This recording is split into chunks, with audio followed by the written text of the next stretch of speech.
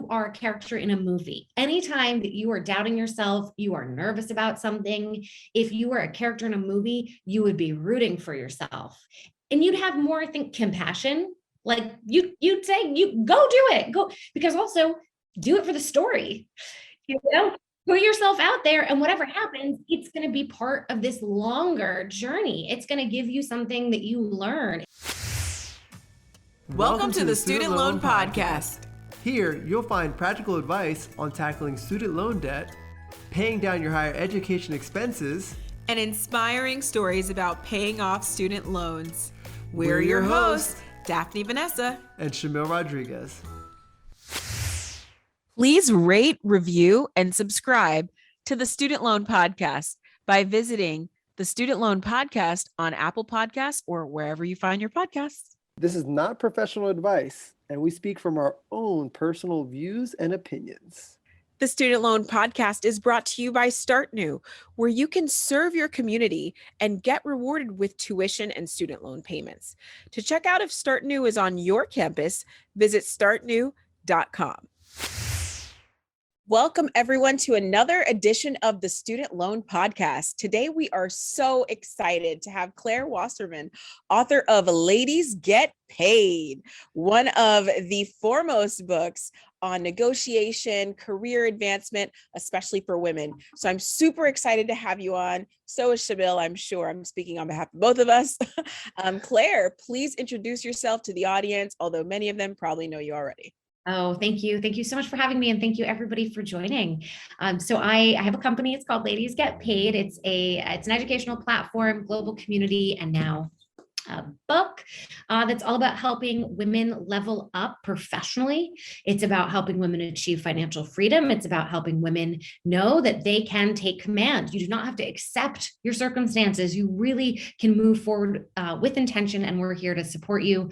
And I also, I have a podcast with John Hancock called Friends Who Talk About Money, and lots more to come in 2022. So exciting.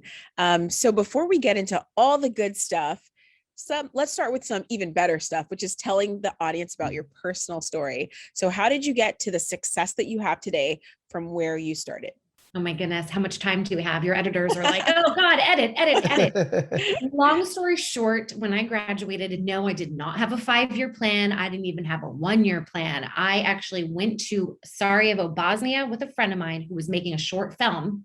And I said, I'm going to raise money for you, and I'm going to help market your film, because I knew I could do that well. Found a mentor who then got me into experiential marketing, because I realized in my fundraising, the thing I loved most was putting on events and getting people excited, right? And then out of doing experiential marketing, one of our clients ended up poaching me. It's a company called the Art Directors Club. It helps connect people in visual communications. It's a bit of a job network. And it was working there that I then found my next job, which it was a company called Working Not Working, which has now since been bought by Fiverr. Yep. Also helping people to find work. And throughout all of this, I did have the itch to create something on my own. I actually tried to have a startup, and it lasted for about 8 months. That's a whole other story. I could say that it failed, but you know what? It's turned into Ladies Get Paid, and what I learned and what it was absolutely got me here today. And I started Ladies Get Paid in 2016 after about 2 years at that startup, Working Not Working, just realizing I'm more interested in helping people thrive at their jobs than just getting them the job. And of course, particularly for women, statistics around the wage gap, leadership gap, investment gap, funding gap, all the gaps that made me angry enough to want to do something.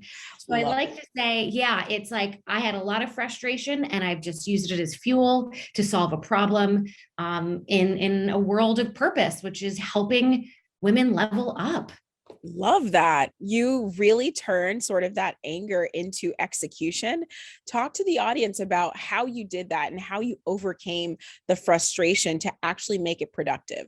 Sure. Yeah. So I'll bring you back to like my aha moment, which I've had a series of them. And those of you listening, you just think back, like we've all had turning points, okay, of realizations, and then you have to do something. So the realization I had was I was at an advertising festival, fancy festival in the south of France. At my old company, I walk in and this older guy comes up to me and he says, well, hi, now whose wife are you? And it was like, oh, okay, that's what this is going to be. And the entire week at this festival, it was just interaction after interaction of people basically not taking me seriously.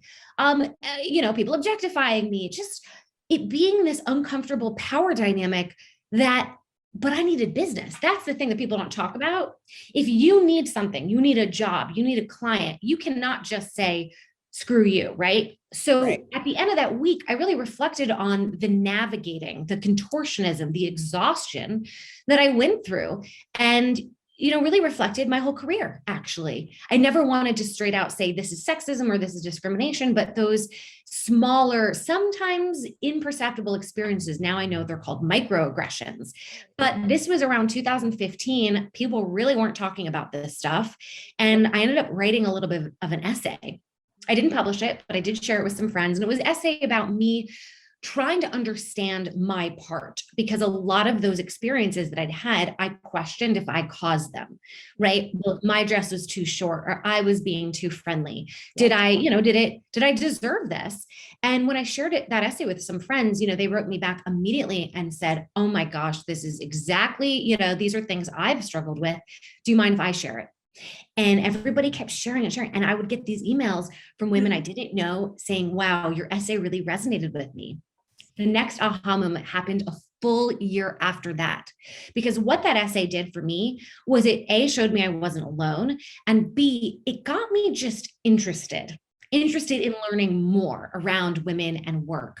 And I started to Google. I started to discover statistics around Hispanic women making 55 cents to the dollar. Crazy. And nobody was talking about it in 2015. The next aha moment a year later was a girlfriend of mine came to me. She was a freelance art director. And she said, wow, I just found out that I am charging so much less than my male counterparts. For her, this was not so much discrimination as it was just lack of transparency, didn't know what she was going to charge. And second, didn't feel like she was worthy of charging more. And at the time, I was the director of marketing for workingnotworking.com. And I was in a position where I could do something, at least just get people together. And when she came to me and said, I wish I'd known how much to charge, I said, let's do an event. Let's host a town hall where women come and they talk about money.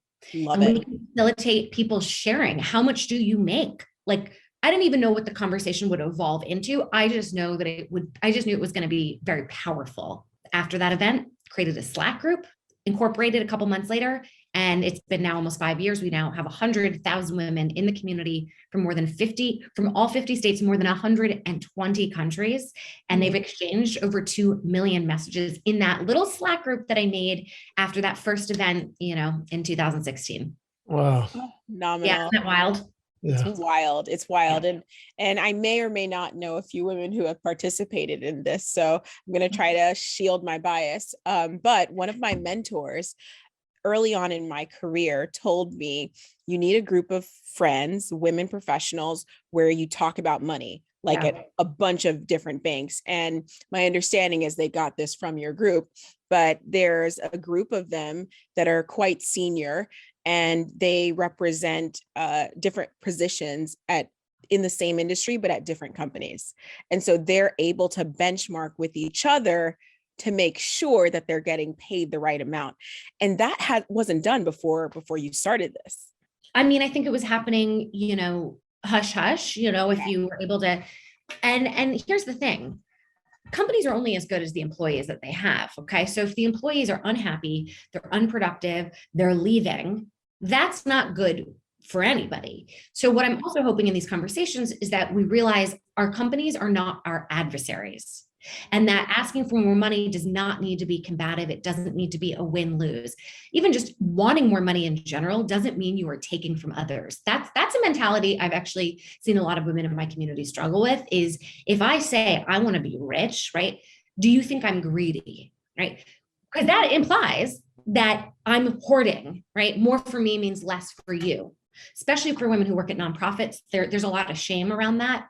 On top of it, shame of even just talking about money in general, because it's, quote, rude. Okay. So there's so many layers to this sort of conversation, but something that I love that you said, where these were women in different, companies, because that's the thing. If you just ask people at your own company, that can be skewed. You need to understand where basically you are in the market. And the Correct. market does mean talking to people outside of your company and sometimes, outside of your role, just an understanding of like, what does it mean to move up at that, what are your next levels of pay and how do you get there? Love that. Love that. And so the reason why money is important partially is paying off student loan debt, right? So we here at the Student Loan Podcast really try to give people concrete tips so that they can get out of student loan debt. Do you mind sharing with the audience as they're trying to find a career that really excites them, that, that is a passion career? How do you balance that with also getting paid? Oh, great question. So we need to think long-term as well as short-term. Okay. So if you need a job and you needed it tomorrow, of course, I got fired from my first job, walked down the street and literally that day got a job as a hostess at a restaurant. Yep. Like on that block, you just need a job, you got to get the job. Okay. Yeah. I also want to say, if you're somebody who has dependents, whether you're taking care of kids or your parents, you've got, some health challenges. So there's a lot of extenuating circumstances. So I do find we need to be careful in not prescribing advice, like follow your passion or your dreams. Like we got to also well, it depends. Reality. So I do want to be clear about that. So, and I did graduate with at least 20,000. I want to say it was more than that. So I did graduate with loans and I moved to New York and I didn't have any help, hence working at the restaurant. So I do want to, acknowledge all of that. But if you think too short term, what's going to happen is you might make some money at this first job, but you get burnt out or you realize, what, I don't like this. But now what? And then you're a year, 2, 3 years into your career and you start panicking. Is it too late? Did I build my network, in the wrong industry? So let's keep an eye out. And by the way, it's never too late. Start with your budget now. Okay. So forget about any kind of job. I want you to look at all the things that you are going to be spending money on, the things that you have to spend money on and the things you want to spend money on. Because at the end of the day, I think it's not so much what you make, it's what you spend. And so having a sense of that will allow you to decide what you are willing to sacrifice, financially sacrifice. Because if you go in a direction that maybe you don't get paid much, but you love it, and it might be the stepping stone to something bigger and great, you're going to feel comfortable saying yes, because you already did your budget. And you see, you know what? I'm not going to join the gym. I'm going to take some free classes on my, right? So it's like, just don't jump into the job first, jump into your finances first. And then I have a whole, I teach a lot about how do you understand who you are and how to, leverage your strengths in a direction, of purpose and fulfillment and all that. But, to not take too much time, I would say very much follow a direction that you're just curious about, like articles you find yourself constantly reading, podcasts that you're listening to, checking out guests on podcasts, speakers at conferences. Is somebody doing something interesting? And it could honestly just be a company that you think is cool. Start networking. That is a direction to go in and come with questions. What is your day like? What are your challenges? So don't assume or think you need to know it all. You shouldn't. Okay. It's really just what interests me and who can I meet that can help give me a little more information so I can decide if this is a direction I actually do want to go in. I think that's phenomenal advice, Claire. Thank you. And I think you're making me really go into this idea, and you've touched on it a couple of times, so I really want to make sure that we hit on this, is the idea of what's the self-worth and understanding where it's coming from and having shame around certain issues.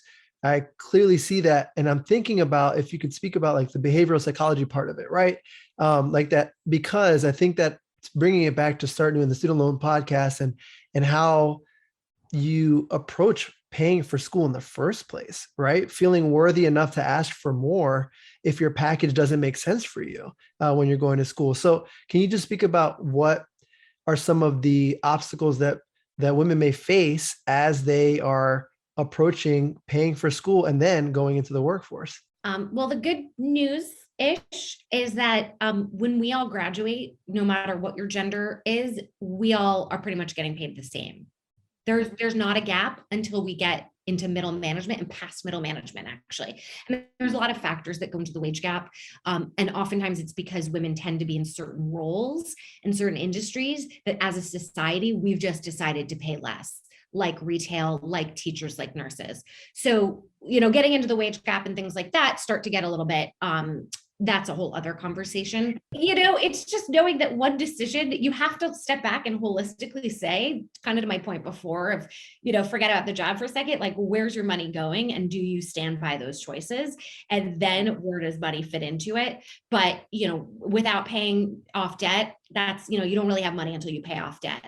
Yeah. That being said, you should still be putting some money into a retirement, to a 401k, especially if it's being matched by your company. I know that you'll think, I don't have enough to do that, but here's the thing, a little bit today, which we all can afford, just $10, just get into the habit, small amount. Over time, compound interest happens. So there's a snowball effect with that interest. So, saying I can't afford it, I think that's because you're thinking it needs to be a lot. Both you need to have a lot to give and that you will now make a lot. It's really like small amounts over time. So I, to speak to having debt and also wanting to grow wealth, it can feel like you can never get out of the debt enough to build the wealth. And you kind of have to do it concurrently, if that makes sense. Sure. No, I think that definitely does make sense. And I think what's important too is, and I would love to hear your opinion on the idea of negotiating with yourself, really honestly, because one episode or some advice that we get, or questions that we get actually often when it comes to student loans and paying for school is, not feeling comfortable asking for more. And so how can someone get over that internal voice that says, I don't feel comfortable asking for more? You miss 100% of the shots you don't take. That's a athletic sports quote. I don't do sports, but I do that quote. Yeah. Imagine you are a character in a movie. Anytime that you are doubting yourself, you are nervous about something, if you were a character in a movie, you would be rooting for yourself. And you'd have more, I think, compassion. Like you'd say, you go do it, go, because also do it for the story. Yeah. Put yourself out there, and whatever happens, like it's going to be part of this longer journey. It's going to give you something that you learn. It's going to, listen, the person you may ask, and let me give you an example. I once applied for a job and I interviewed and I did not get the job. But you know what? The person who interviewed contacted me and said, I really believe in you. We had somebody else who made more sense for this, but if I can help you in any way. So you never, ever, ever know what's going to happen if you don't go for it. Mm-hmm. Also, people want to give, they want to help. There's scholarships for a reason. Okay.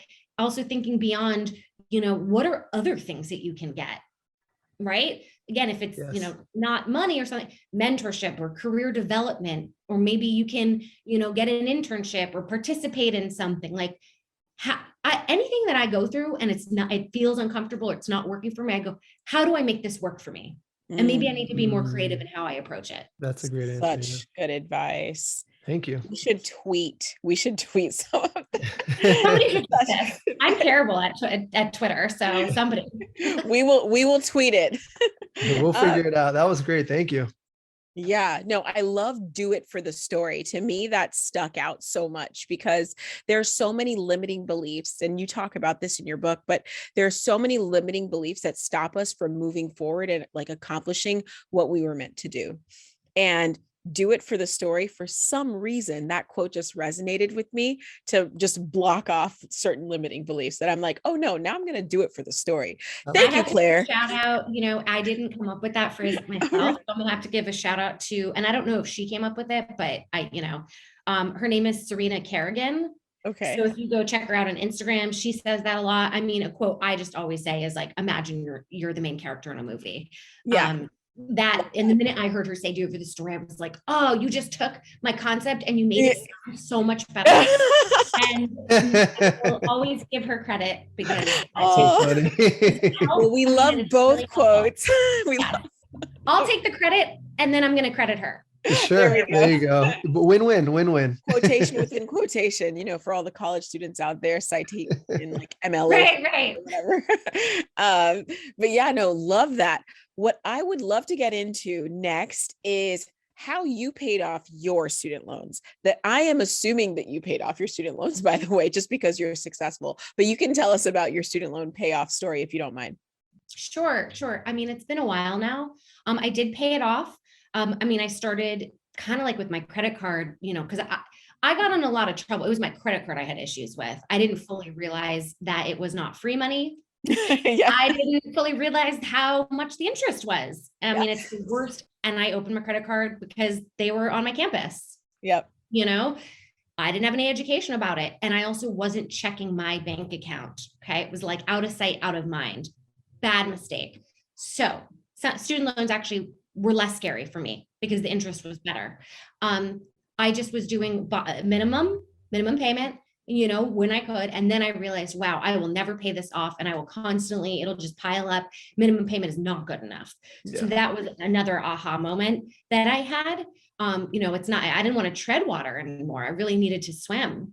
Yeah. It was just living very frugally. I have to say it was just, but I want to talk a little bit about living frugally because something people don't realize is scarcity mindset.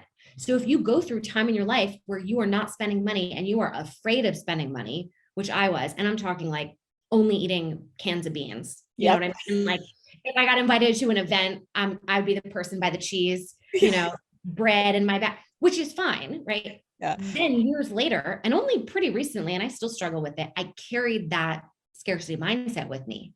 So even now, every time I go to the grocery store, I look at the fresh fruit and I think I can't afford those berries. Yeah. I remember wanting them so badly, right? Those berries, or when they're like doing the checkout and I just like think back to like how panicked I felt. So that's part of the reason why I got my master's certificate in behavioral finance and financial psychology, because even if you pay off your loans and you do it well and you feel proud, there can be residual trauma that you carry from having had those loans. So I do want to make sure everybody, it's not just the math, it's also, checking in with yourself emotionally along the way and sharing it with others. I'm glad now people are talking about it, but I graduated in 2009 and like people were not talking. Did Instagram even exist? I mean, people weren't. No, I'm with you. I'm with you. Don't worry. No, there wasn't like an outrage about the loans. It was like, well, this is just what you have to do. Pretty and like, much. I remember they had those tents. They had the tent set up. And then like you said, when you say you signed up for the credit card, I was like, I'm pretty sure I know when she graduated because that's the same thing that happened to me. I think they still do it. It's predatory. I'm not going to call out the bank. I mean, listen, we all need banks. By the way, everybody should be using a credit card because that's how you build credit. And you also, depending on the rewards program, I put everything on the credit card and then I immediately pay it off. Yep. So I know exactly what I have to spend, but I do it in a system that gives me points back. So I don't want anybody to take away from here that like we should stay away from them. You just have to be educated about it. Right. Yeah. And I don't know how long it took me. I mean, at least 5 years for sure. But that's not bad, actually. That's pretty good, timing for sure. But also, maybe it was more than 5 years and I have just amnesia. You just let it go. Block out the bad memories. I just, again. What's in between, I love that. So in your book, you use stories of women and they're going through sort of where they are getting into their careers. I thought that was such a creative way to spell out the everyday struggles that women in careers go through. And I'd love to use one of the examples in your book, if you're okay with it, about a woman who was working at a consulting firm. She was putting her all in. She went on that trip and then realized that she wasn't being respected in the way that she needed to. And that helped her sort of go on the trajectory of finding what mattered. Can you share a little bit about that? Yes. So just so everybody understands, so the book is really a chronology of a career in the sense of like, who am I and what do I want? And do I believe in myself through getting the job, negotiating, doing well at the job, moving up, and then making change. Okay. Making, helping other women well at the company and also even beyond in your community. So I knew the journey I wanted to take people on, but recognizing that you're not alone is such a huge piece of Ladies Get Paid. Also, it's just more compelling and interesting, right? To hear about stories. So these women, each of them are experiencing a different kind of professional challenge in that chronology of a career. And as I tell their story, I stop along the way and I give advice, right? So it's very, just as much as it's, inspirational, I hope, and I think that it's educational. This woman, these are all real women, barely any details have been changed. Okay. And I'm going to tell you who this woman is because she's amazing.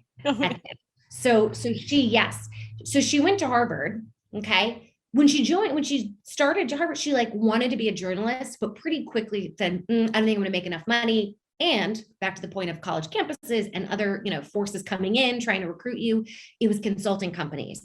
They were recruiting everybody, and there was so much peer pressure and competition that she got sucked into. So she joined a consulting company. And what she realizes there, yes, she was struggling with being respected, but really the work-life balance, it was like, this isn't working for me. But here's the thing, everybody she knew was going through that. So she assumed, well, that's the way it has to be, that work is always going to be hard, right? And she said, I'm going to quit and I'm going to take classes because I've always, wanted to move in a more creative direction.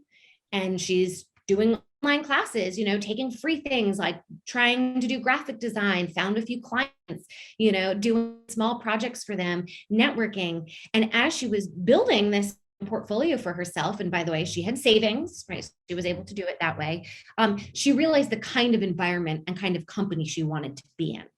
I think that's huge for everybody. Knowing what you want to do, that's tough because roles are really changing. Even like the title of a role can be very different job to job.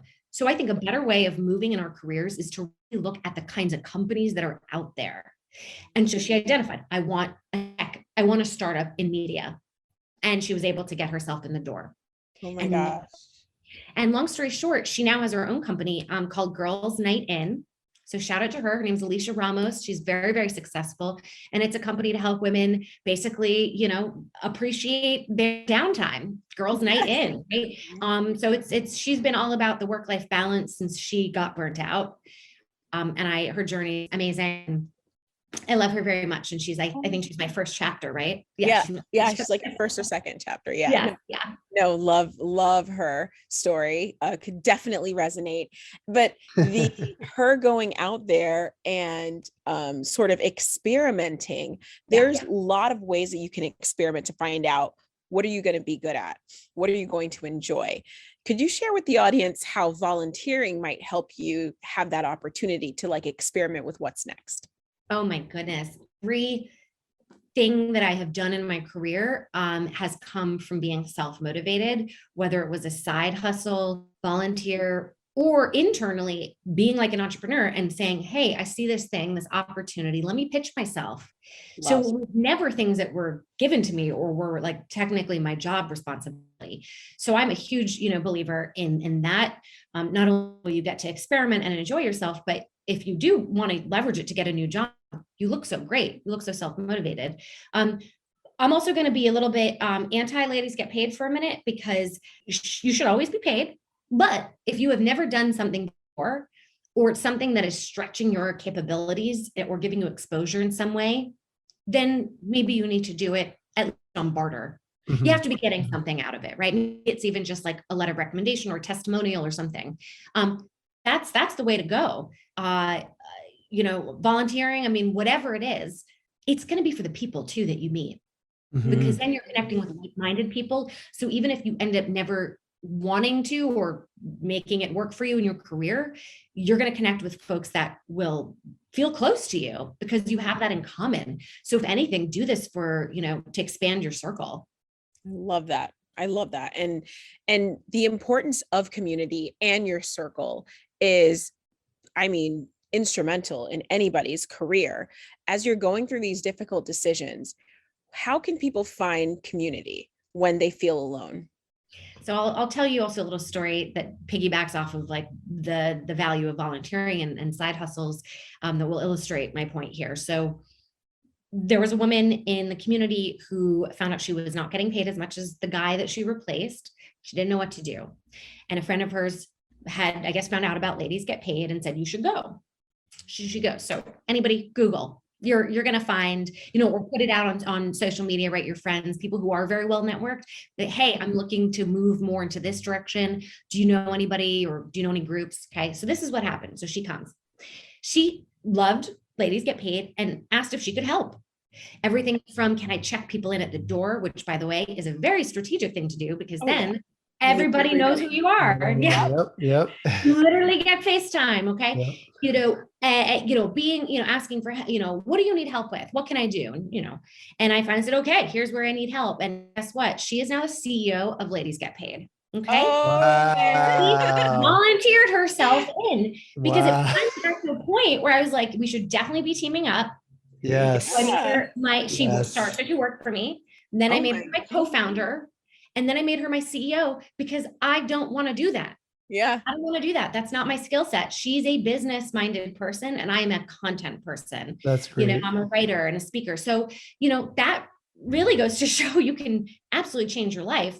And the most, I think, strategic a way to do that is by connecting with the person who organizes the event or who's the host of the group. And, even just tweeting, right? Posting on social. There's a number of women who, who are much younger, they've helped me and I've helped them. They promote it. Hey, this book is great. And they post it. Hey, there's this event happening. That will get you visibility. Mhm. Okay. So don't just go to the group, promote the group, support the group. And people will notice, both the organizer and other people in the community. This person's a mover or shaker, right? Like she cares or he cares. But, meetup.com, Eventbrite, go through the, start there. But I say just put it out in the world and say, who are some, favorite folks that, have an expertise in this area or groups or podcasts? And one will lead to another for sure. I love that.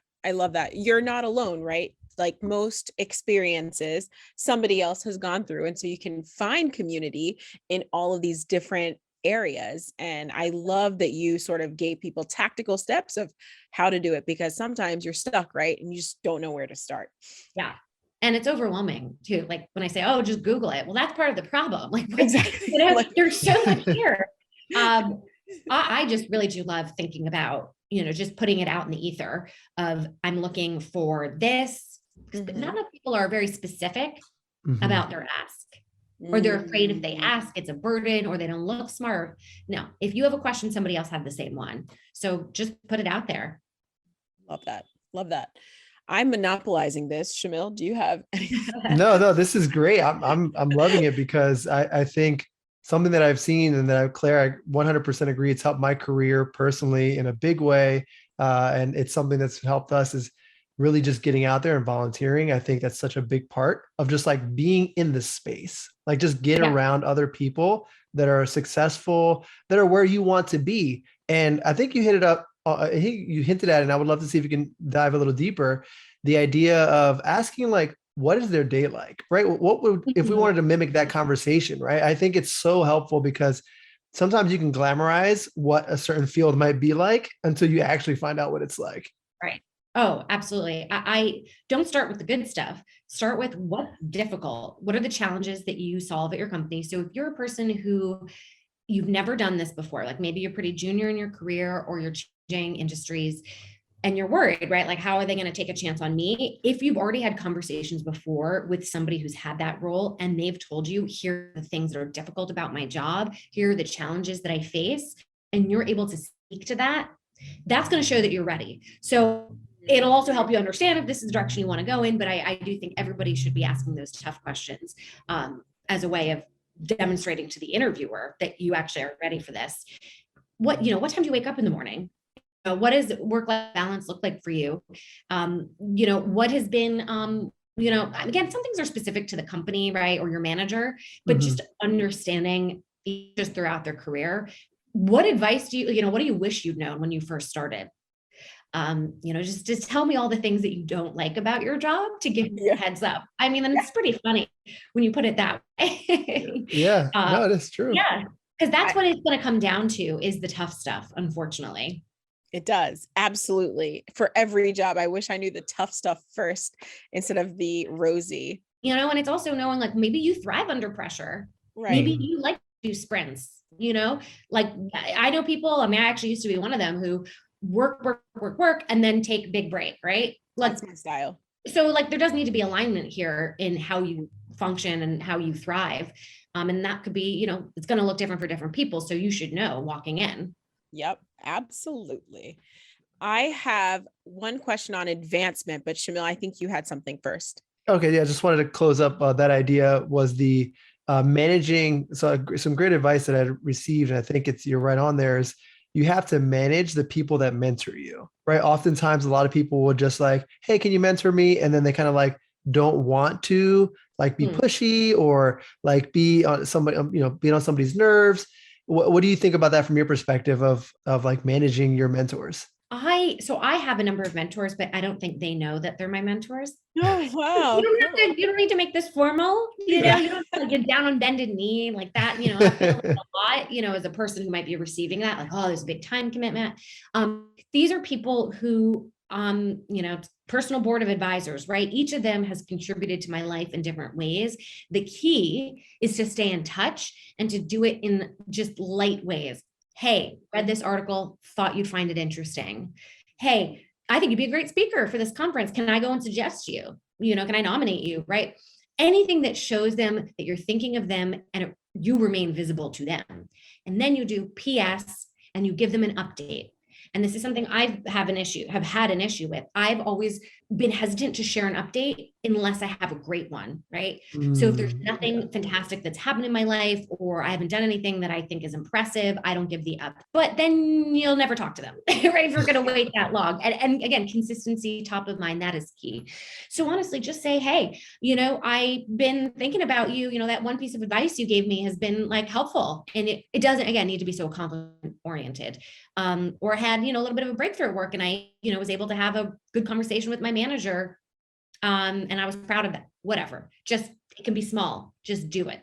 I think that's huge. And always asking how you can support them, that this is a two-way street. And it's been wonderful as my career has evolved, where people who'd helped me, I'm now helping them. So it's really, and I now give them opportunities. That's big. So it feels so nice to, it all comes around and the world is small. So also always be, never burn bridges and be upstanding. Pretty much. Thank you. I love this. That I feel like is a worksheet. Like what you just said is literally a worksheet on how people should approach mentoring and relationships. And I love that it came full circle for you. How did you feel when that was happening? That's amazing. Yeah. There's a couple of people in particular who've like over the course of my career in various ways, have popped up, and some have become, like they're my peers now. They're my friends. I am really proud of myself. There's still a lot of work that I need to do. I'm actually not the best at maintaining relationships at all. I'm, probably better at giving advice than anything else, than actually taking it. It just goes to show also that you always need to be kind to people, because you're going to meet up with them at this is also why you need to reach out to people, because again, even if they didn't respond to you this time, they see your email, they see your name, and 5, 10, 15 years later, guess who might be working at your company, right? So just always be a good person. I can't stress that enough, because I really, many, many years later, these people we're all still around, and in wildly small world type ways where I got into, this is like a whole other story, but I just got invited to a dinner party from somebody who I knew many, many years ago, who had been the director of marketing at Shutterstock. She was way up here. I was way down here. Now she wants to connect as friends. And she's inviting somebody whose father introduced my brother to his wife. What? And I was like, this, and I'm on the West Coast, they're on the East Coast. Like, you're like, okay, you always be a good person. Always be a good person, because you're going to end up at a dinner party seated next to them. I guarantee you. Wow. Yeah. Very weird. She was kind of a mentor. Like she was the big deal and I was the nobody. Yeah. And now, we're friends. Crazy. That's cool. I love that. That's cool. Be kind to people on your way up, because you may meet them again on your way down. So yeah, I love that. That's resonates with a lot of people, right? Especially as you're planning your career earlier. It's really important to think about advancement, think about what it's going to be like when you are leading, because you're not going to stay where you are forever, right? That's the whole circle of life. And so I love making sure that you prioritize and respect relationships with everybody by being a good person, like you said. And something else is, if you are the more junior person, oftentimes we can feel like, well, what value do I bring? Yeah. I know so many people, myself included, but who have hired like somebody that used to work for them at one job, then the more senior person, they went and left, they brought them with them. I Yep. know multiple times they've brought them with them. People who, started out with just sharing my tweets, right? Like, okay, now I'm going to, hire you to do this one thing. Now I'm going to hire you to do something even more. Or over time, that is very valuable. As somebody who has been in the position of bringing others who are more junior with me, we are very grateful to be able to work with people at all levels. So it is helpful for us to connect with more junior folks. So don't assume, you're not bringing anything to the table. Also, junior folks, I mean, you're hungry, your energy, like that feels good to have around. It feels good for me to be able to give. So I hope people, don't be so worried about I'm burdening them by even just asking a question. Like we do want to hear from you because you're helping us too. They really are. Yes. We love young people. I consider myself a young person. Now we sound so old. Come on. I don't know what year you guys graduated, but I'm way young. I'm 09. Anybody 09 here? I'm 09. We're all 09. We're all 09. Oh, okay. Yeah. We're all 09. I just I'm turned 35. lying. I'm like, oh my God, I'm 35. My friends have 2 children. Like all of them have 2 kids. I have a book. Yeah, that's pretty good. Let's talk about that. Especially, this is a really important thing. Women are often socialized into thinking that they need to value relationships, family, kids. Since I was very young, I disagreed with this topic to my family's displeasure. But I always just was confused when people would say congratulations for like getting married or having kids, instead of saying congratulations for like an actual accomplishment. Can you talk about that mentality in women and why we're still at that place where they value somebody else prioritizing them? You know what I mean? Yeah, it's complicated. This has just been years and years and years of things that are explicit and things that are just, implicit, I guess. I mean, starting from 1974 was when women could get a credit card without a man. Okay. Crazy. So let's just that's like the other day. Yeah. We weren't alive, but it's still the other day. Maybe it was better then, because that would have prevented me from getting into so much debt. So there you go. I mean, my mother was the second class of women in her college. Okay. So that, to your point, like it's yesterday, it's also a long time ago, right? So there's, we got to be patient while we're also impatient. It's how the media portrays us. It's, we're socialized to be accommodating anyway. So accommodating means putting others before ourselves, and that can manifest itself in a number of ways.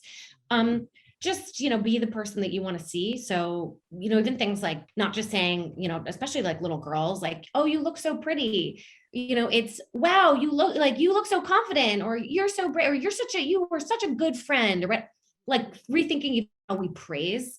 Right. Starting then. I don't mean to say we're too far gone, but damage has been done, Daphne. You know that. So it has actually. Young people.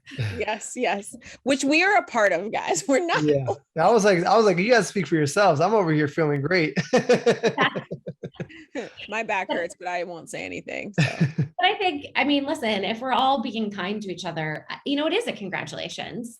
Mm-hmm. It is a congratulations. Here's the thing. Okay. So I'm getting married in January, and yes, congratulations to me. You know what? There was also congratulations on my divorce for my last marriage. There was congratulations as well. And there was congratulations on that first marriage. Right. So it's like, also just take the joy with it. But I do think, praising one another, not for accomplishments, milestones, but just for you made it through COVID, or like you're coping, or hey, you found out you've been like, you've been doing your Peloton 3 days, like things that actually like serve people's, bodies, minds, and souls. Shifting, if we can try to shift the focus there, away from just you got this new job or this, again, these are things to celebrate. But then what happens when we don't have them? That's the flip side. Yeah, they're not the only things to celebrate. Correct, exactly. But I will still take the congratulations, obviously. Yeah, absolutely. Congratulations. So that is big. And I appreciate the call on not judging, because you're right that, for somebody else, that is a milestone for them and it's important for them. And so we should be congratulating each other on what is important to us. But how do you know that for people? You generally don't, right? I always say, how do you feel? Mm.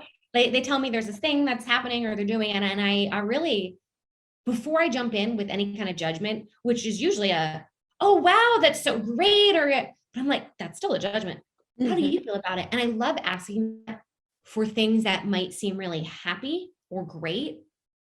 Like, how are you feeling? Like they gave you an offer. I'm like, how are you? Amazing. Like, how are you feeling? Just like, don't just ask that when somebody seems down. Like, how are you feeling? Like, ask it about a lot of things, open-ended. Make sure that we're prompting each other with things that allow the other person to express themselves in any and all ways, as opposed to like very, like focused questions that will get a yes or a no, or give you an answer that you already kind of set it up to be given. I like and how do you feel about that? That's a good way to start. And you know what? Who I took that from?